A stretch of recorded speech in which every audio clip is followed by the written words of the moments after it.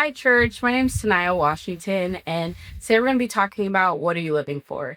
So just think to yourself just a couple of seconds and just ask yourself, what are you living for? Is it the things of this world? Is it men or women or social media?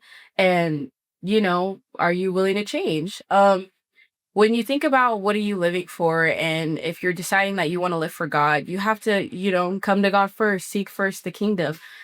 Change your decisions when you're about to make that decision. Don't think, what do I want? What am I going to get out of the situation? How can I solve this? But ask God, God, what do you want? How can you help me through this? Is this going to bring me closer to you?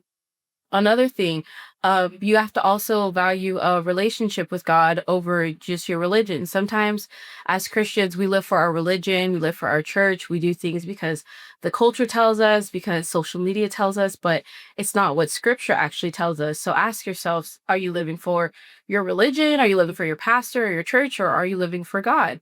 Make sure you have that relationship with Him.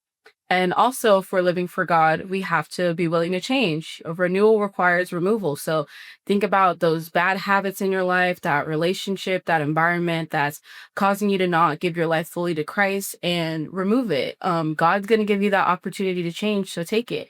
And you don't need to wait for a perfect environment. You don't need to wait for the perfect timing. Do it today. Do it right now. You don't have to wait until you're willing to change and remove those things that are keeping you from living for God. And also, don't think that you have all the time in the world. You can't just keep saying one day and putting stuff off. Live for God today.